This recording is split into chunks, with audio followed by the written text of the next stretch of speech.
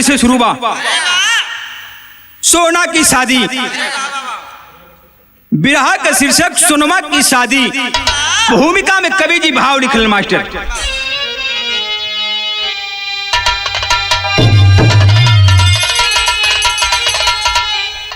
तो नैनगढ़ में जब सोना सयानी हुई, रंग नेपाल निपी के रंग में, संग सोना से शादी करेगा वही, जोगा भोगा को जीतेगा जो जंग में। वीर बंका का डंका बजा देश में, डर के मारे सब पीड़ा उठाए नहीं। राजा नेपाली सुंदर स्वयंवर रचे, पर महोबा में पाती पठाए नहीं।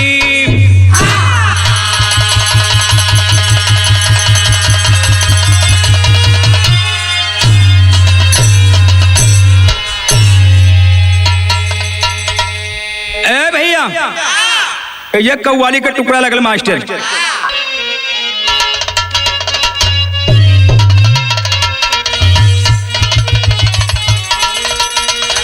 बाबा अरे जिसके सर पे हाथ हरदम, अरे जिसके सर पे हाथ हरदम, गौ से समुदानी का है।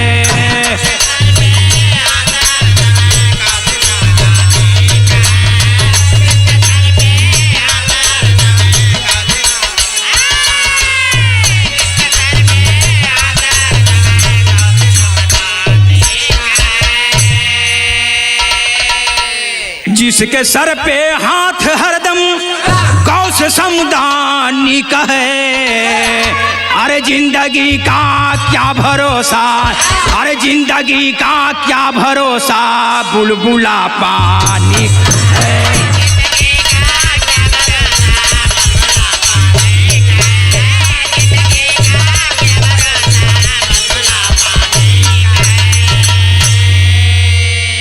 कवि जी भाव लिखलन मास्टर। अरे हौसला हिम्मत है जिसमें, अरे हौसला हिम्मत है जिसमें, जो हमें आजमाएगा।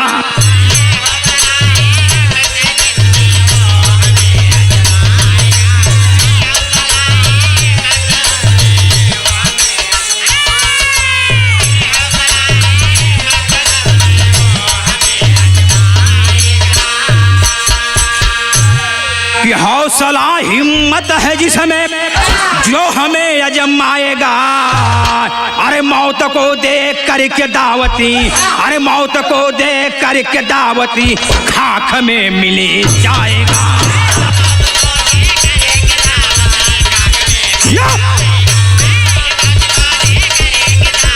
या भैया जी या।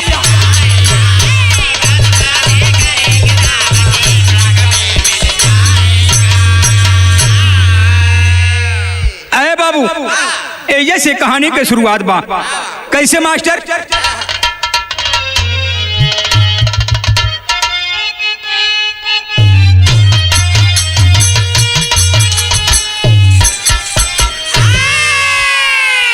जोगा भोगा विजय सिंह,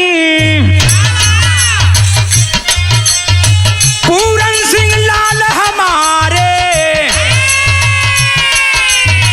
किसके हिम्मती, जो चारों को ललकारे। मुहब्बा में सोना की हरगिज ना होगी शादी, रह जाए कुंवारी बेटी, चाहे होवे बर्बादी। सोना बात को जानी, वह कठिन प्रतिज्ञा ठानी, खा जहर मारूंगी या तो अल्लाह की बनूंगी रानी। माँ दुर्गा की पूजा को कागज कलम उठाई, और अपनी सारी विविधता बाती में दर्शाई।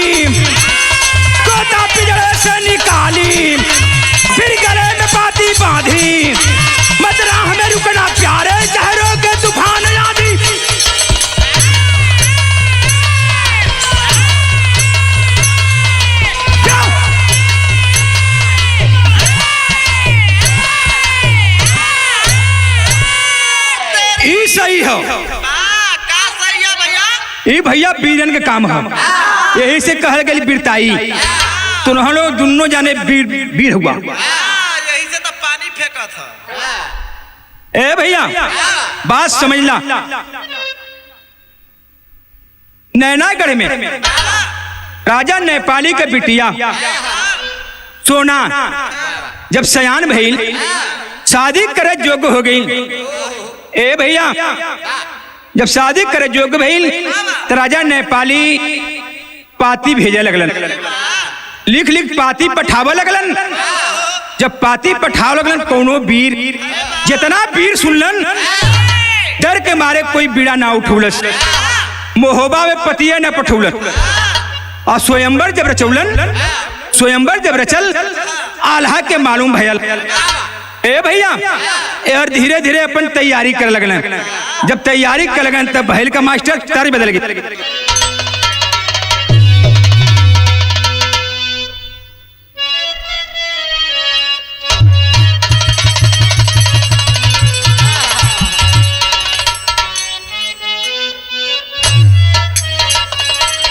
बाबा वह तर्जबा कि अरे कहीदा भौजी, अरे कहीदा भौजी भैया जी से, अरे कहीदा भौजी भैया जी से कर दे तन मोरे गावा नावा हो।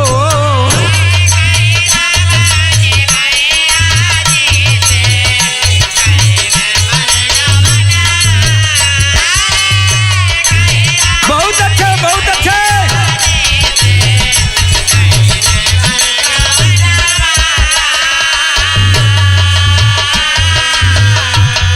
कि कहीदा भौजी भैया जी से, अरे कर दे तन मरी गवनवा राम। अरे दुइया चीज हमके चाही, अरे दुइया चीज हमके चाही, चौकी और बेला नवा हो।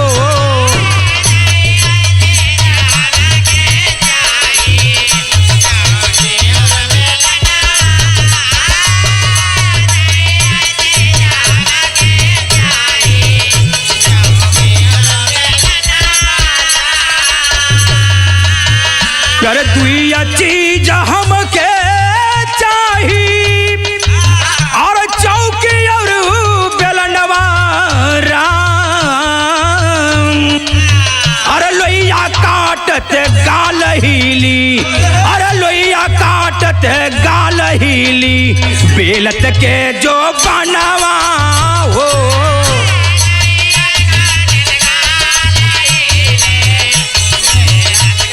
जियो जियो।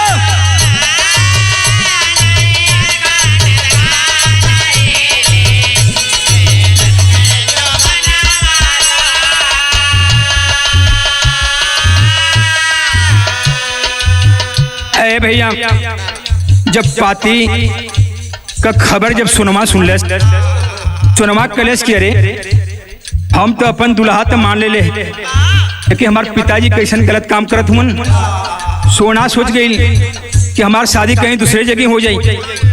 माई दुर्गा का पूजा करत रहल हो। अब पाती में पाती दर्शा के चिट्ठी लिखल, और चिट्ठी लिख के तो देख कि चिट्ठी जाई कैसे, तोता के बहरे निकलस पिजड़ा से, अब बहरे निकाल कर गले में पाती बधलस। कलश करे मेरे प्यारे तोता, मेरे भैया, मेरे लाल, कहीं रुकना नहीं, जाके उदल बबुआ को पाती थमा देना। सुगना के जब गले में पाती बधाई, सुगना लेके जब उड़ल बाबू, तब भैल का बिरहा में भाव लगा मास्टर।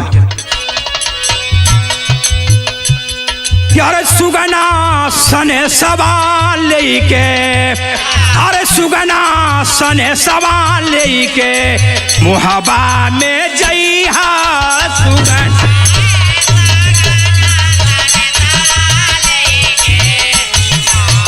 बहुत अच्छे।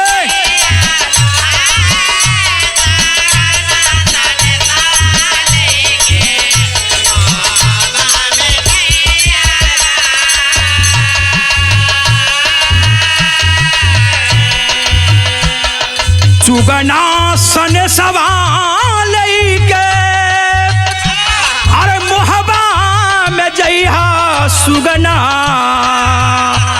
अब बबुआ उदल के मोरे अरे बबुआ उदल के मोरे पतिया थमैया सुगन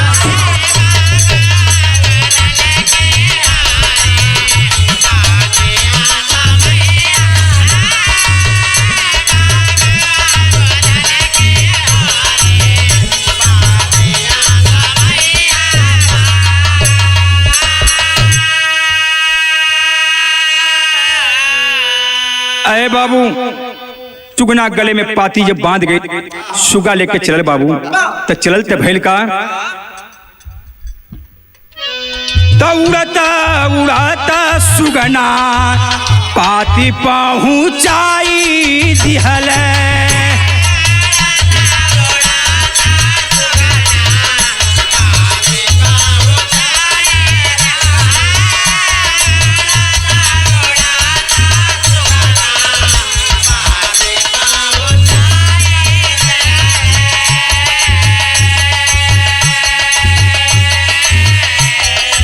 जब पाती लेके चलन उदल के पहुंचलन उदल पाती पढ़ना फिर पाती लिख के गले में बांध के कहलन के अरे मेरे प्यारे लाल कहीं रुकना नहीं जाकर सोना को दे देना अब मैं बारात लेकर आऊंगा तो शगुन मनाना फैल का कि उड़ता उड़ाता सुगना पाती पहुंचाई दिहले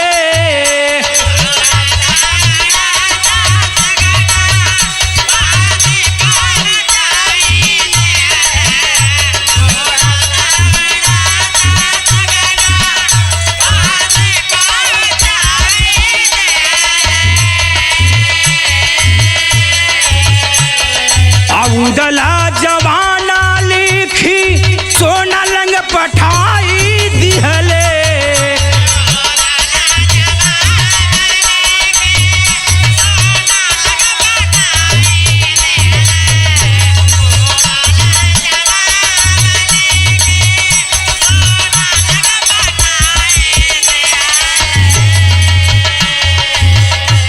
कहलन है का कहलन कि अरे यही हम बरतिया लेके अरे यही हम बरतिया लेके सगुना मनैया सुगना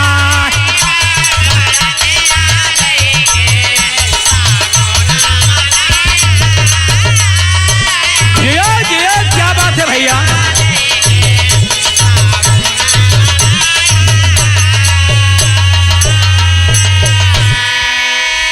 ए भैया सुगा लेके पाती एलन और उदल पाती लिख के भेजलन आया के सोना लग पठा दिलन जब सोना पढ़लिन है आय हाय छाती फाटे लगल कि आखिरकार काम होई कैसे तर्ज बदल की मास्टर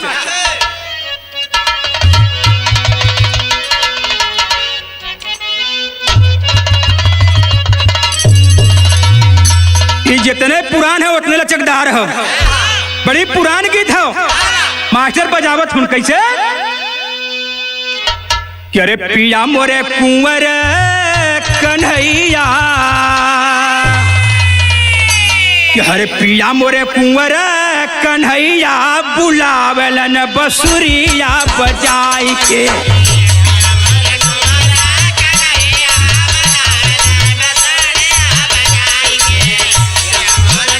बहुत अच्छे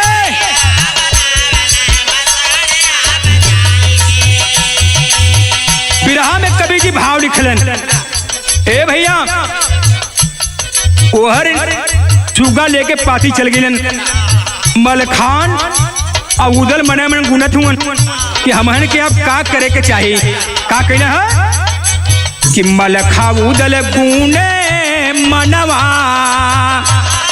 अरे मलखा उदल गुने मनवा भवनवा गहनवा गढ़ा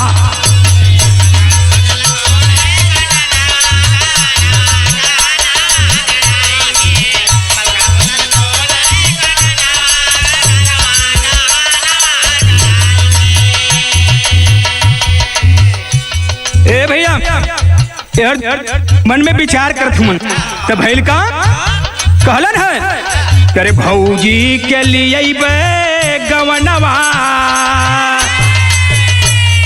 अरे भौजी के लिए गवनवा गहनवा गढ़ाई के।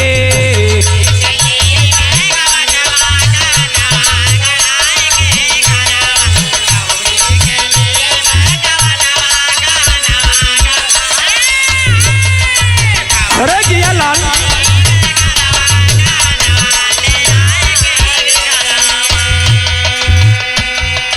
ए भैया यह कहल गल है कि राजा के पता नहीं मुसहर बन बांटे यार शादी के कोनो बात नहीं बा। यार मलखान उदल अपने भौजी के गहना खरीद के सजा ले मऊर खरीद के लिए अब मऊर खरीद के लिए तब भैल का अरे आल्हा के मऊर बांधल बाजल सहनैया।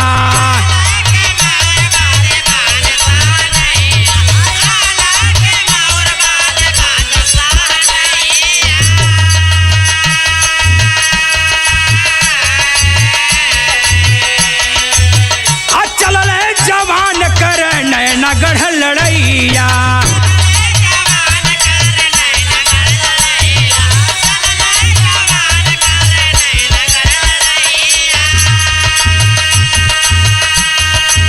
ए भैया हर चल देना लोग लड़ाई करे नैनागढ़ केहू के पता ना हो, नैनागढ़ के वीरन के पता ना हो। चल लोग जब चल तब भैल का नैना डाकू जागती जवनवा, अरे नैना डाकू जागती जवनवा भवनवा गहनवा गढ़ाई के। क्या बात है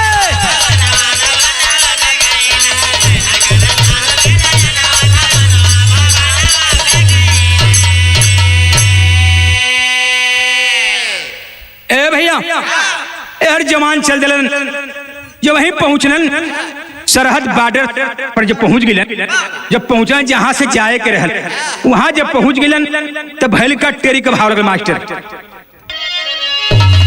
आए कि अरे मोरे राम, अरे सरहद पर बाजा बाजल मारू बाम, अरे बिन दुल्ही ना वापस जाई है दुल्हे राजा।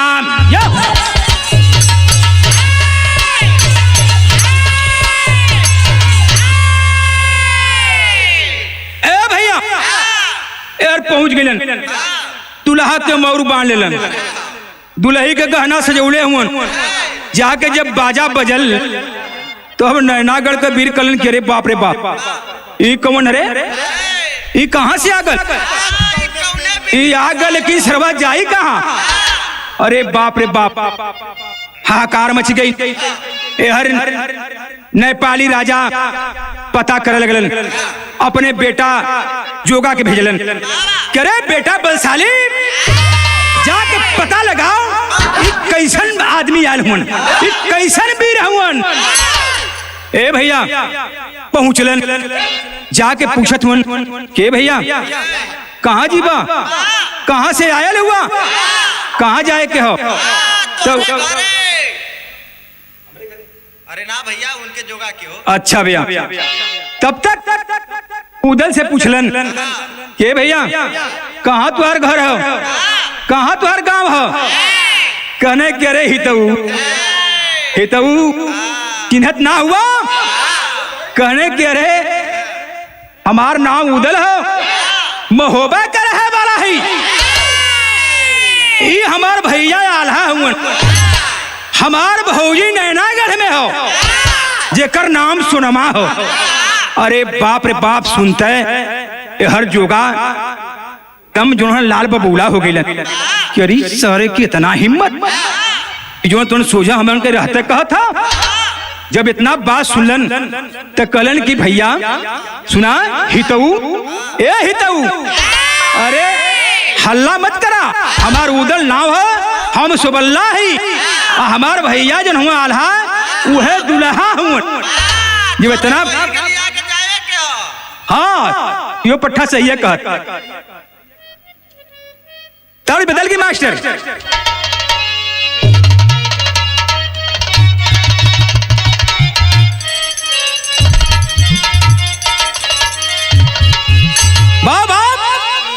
मास्टर गीत बजाओ तुम कि हरे आज एकादशिया सबेरे दुआ दसिया तेरसिया के हो तेरसिया के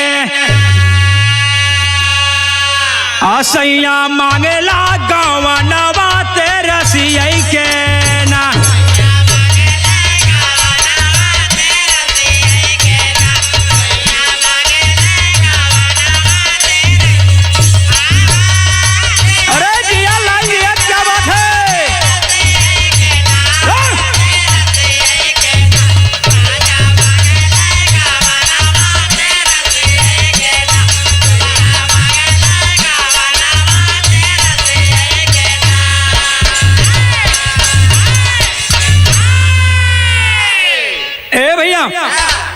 ए मास्टर साहब यही में थोड़ी सा बदल जले हो क्या अरे उखिया में खेललू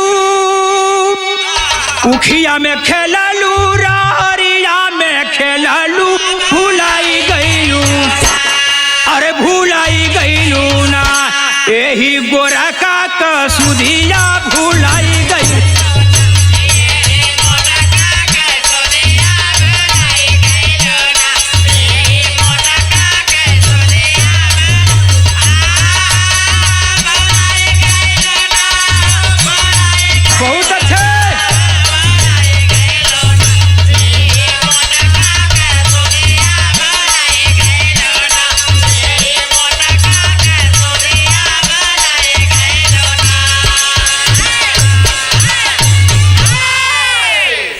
में कवि जी भाव लिखलन ए भैया इतना पतिया जब जोगा सुनलन अरे बाप रे बाप तलवार म्यान से खींचना ऐसी हराम दे जब बोलल तब तक ते हर वीर जो तो सतक हो गए तैयार हो गए तब भइल का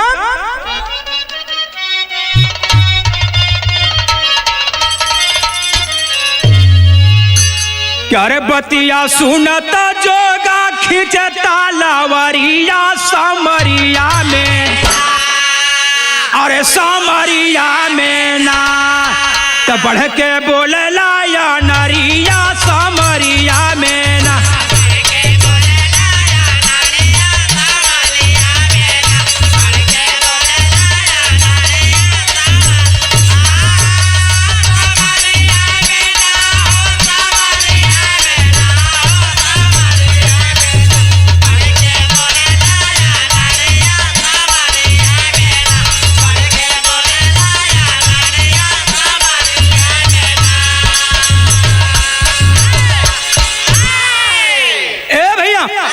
यार पहुंचलन जोगा भागा संसन संसन गईलन जाए के अपने बाबू से कहलन कहलन कि पिताजी कहलन का बात था कैसन बिराल वन वहां कैसन बाजा बजत था कहलन कि अरे इतने ना होबे का रहे वाला आल्हा उदल हुन तब तक तेरा शरीर उड़े लगल डाका लगल मरद नैना गढ़ के तब भइल का तब पाई के खबर पहुंचे नैना गढ़ के बिरवा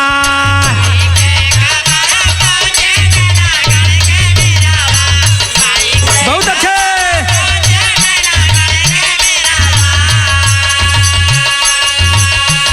अब भैली लाड़ैया हो गंगा जी के तिरावा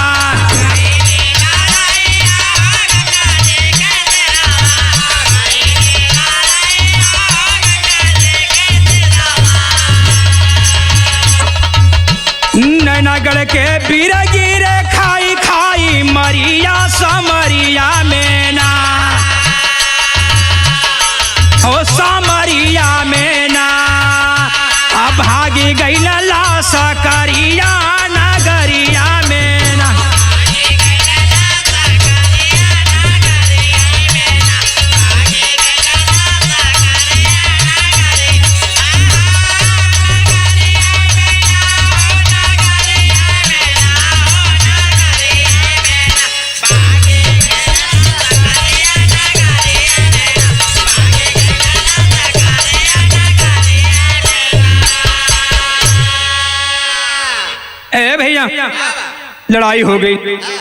लड़ाई हो गई आए हर वीर गिरे लगलन नैनागढ़ के वीर मार खाए खाए गिरे लगलन।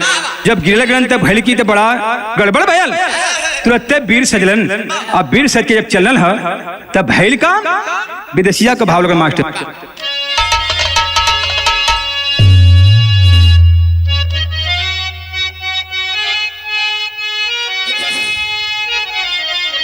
तने पाली लिखी भेजे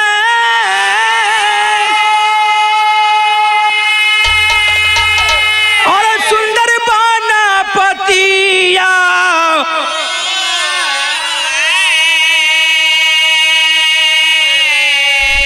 और राजा हरिनंदन से मांगे ले मादती।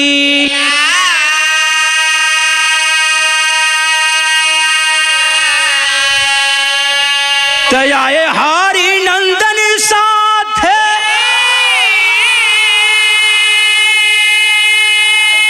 और लेके पतुरिया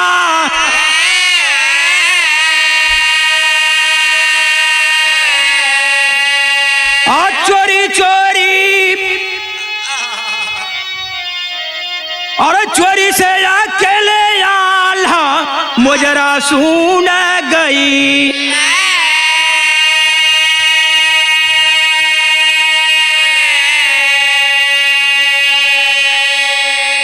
आय हाय प्रेमियों, गौर करने की बात है। नेपाली का जब बसर ना चलल, राजा हरिनंदन से मदद मांगा लगलन कि कोनो उपाय हो, नहीं मर्यादा चल जला, पानी चल जाई। जब इतना बात कलन है तब भैल का तर्ज बदल गई मास्टर।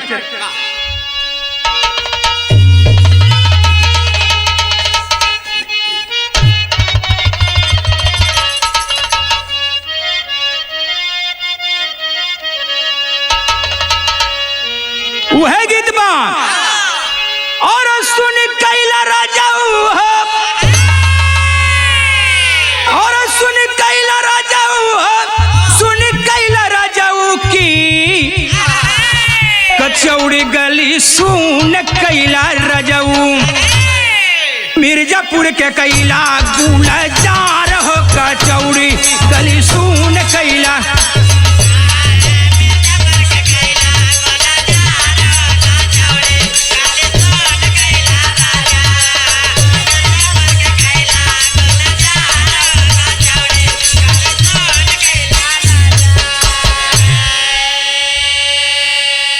ए भैया हई देखा बड़ा सही गणित भइल।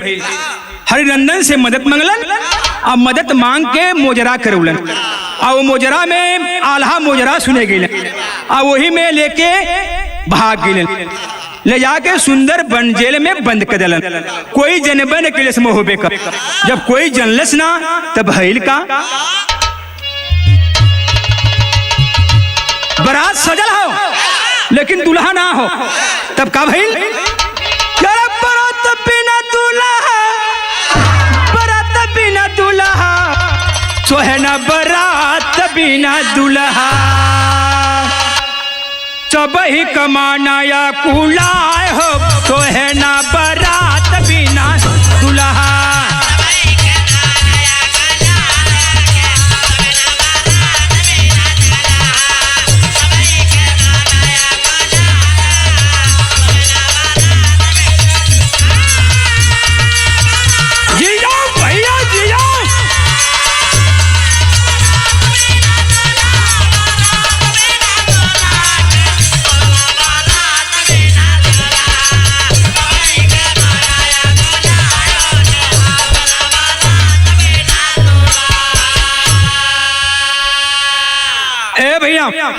सब अकुलाए लगल, सब बेकल हो गल। आखिरकार होई का? लोग मने मन सोचत हुन कि अब का होई। ज्योतिषी डेभा तिवारी के बलौलन भैल का ज्योतिषी डेभा गुरु भेदावा बतावल और सौदागर के भेष उदल मल खा के बनावल।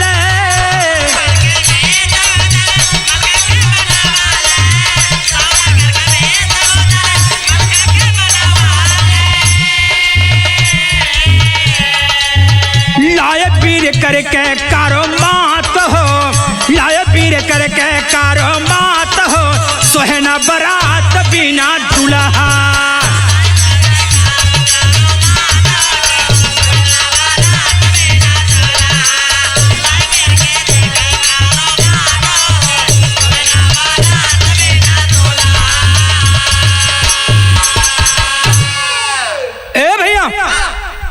हर ज्योतिषी डेभा गुरु तिवारी बतौलन उन मिलाए के आप लोग झूठे परेशान हुआ। दुल्हा यहाँ ना हो, कहूँ दुल्हवा कहाँ हो, कह दुल्हवा मोजरा सुने में खतरा हो गल, दुल्ही केन चल गल। तब का भइल, पॉपट का भाव लगल।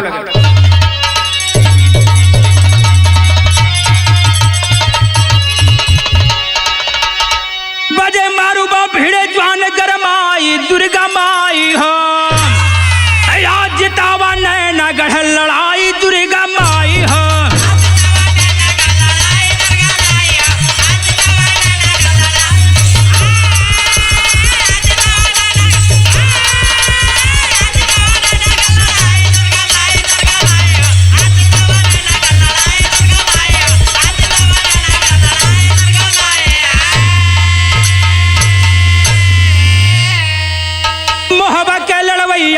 और यो को मार गिराए हो, अब उसी समय जोगा भोगाला अमर ढोल बजवाए हो।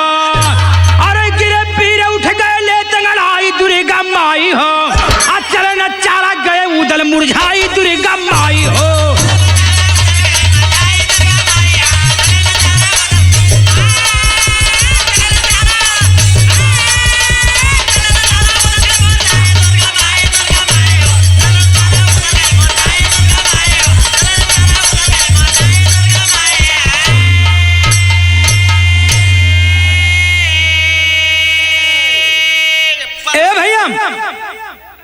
जमान भिड़ गइलन, जब तेगा पतेगा के धार बाजल, अरे बाप रे बाप कितना वीर ओया नरसंहार हो गइलन, खून का धारा बह गई। अरियो को मार गिराए, तमाम वीर मारे गए। तब तो उदल मुरझा गइलन, अरे बाप रे बाप लगत है कि अब जिंदगी न बची। तब भइल का आल्हा के भाव लगल।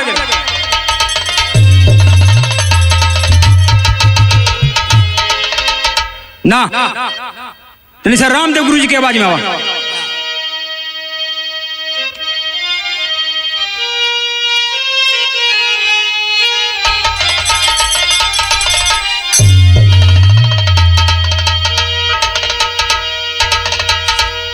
क्या रे काढ़े में परनवा पड़ल उदल के, रतिया में चले रूप दासी के बना।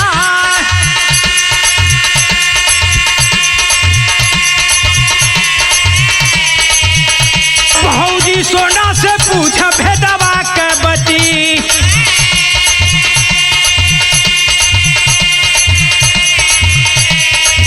कहाँ लगी सोना उदल को समझाए।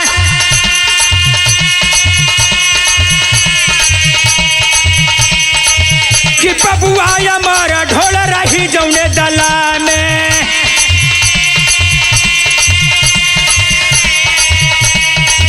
होई नहार कब सुना मन लाया। माई के मंदिर रहा भोरवे में देवारू,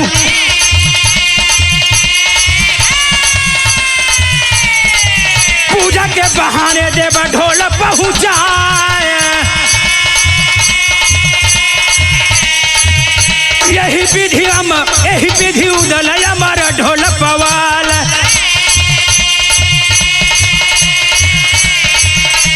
लाले लाला भैया रन में ढोल बजवाया।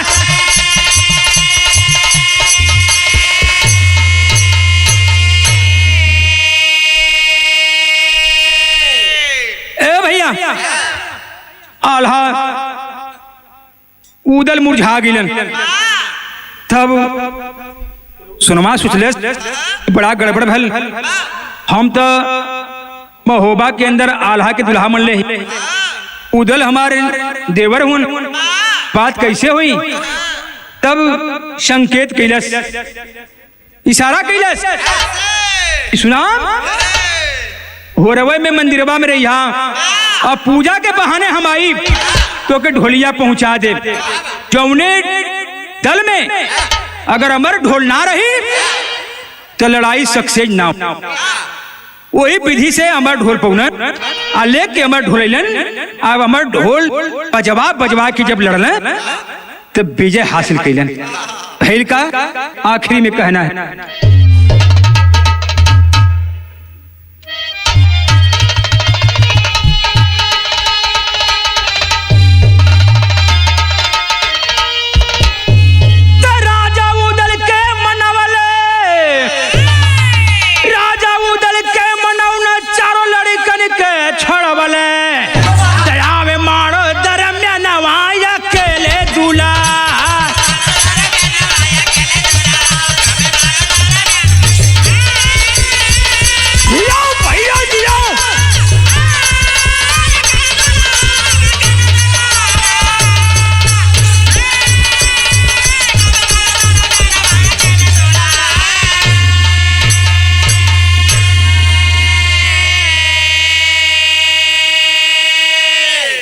बाबू जब हमारे ढोल बजौलन है तो कुछ चुने हुए वीर जोन बढ़िया वीर रहलन, जोन अच्छा पहलवान रहलन, हमारे बाबूला भैया नहीं रहना, वो अंदर गईलन। जब अंदर गईलन तो भैल का चुने हुए कुछ वीर पोहबा आल्हा संग गईले, आल्हा सोना भवर घूमे, सब जो जोगा धोखा खैले, काटल चाहे गर्दन आवाज अकेले दूल्हा।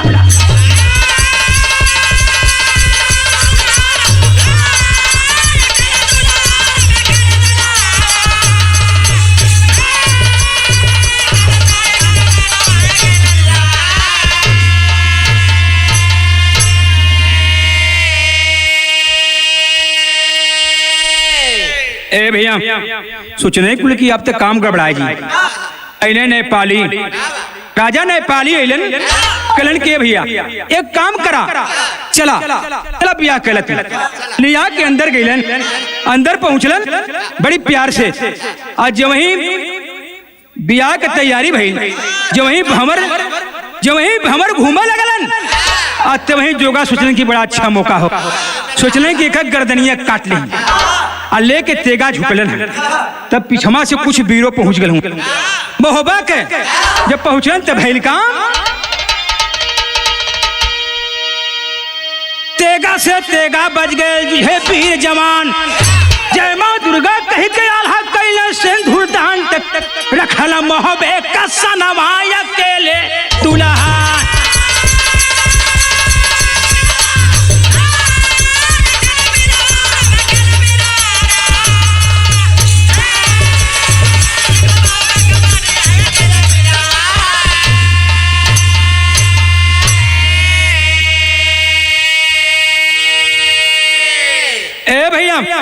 जो वही शादी भाई जो वही भंवर घूमे लगलन तो वही जोगा धोखा कैलन। तब से मलखान रोक लिया। जब रोक लेलन तब उस समय सिंदूर दान कह के आज चलन है तो का कैलन विदा करा के सोना को उधर विजयी ध्वजा उड़ाए। जैसन नेग निगहर वैसन दे के मनाए, तो जग में कायम किरता नवाया केले दुल्हा।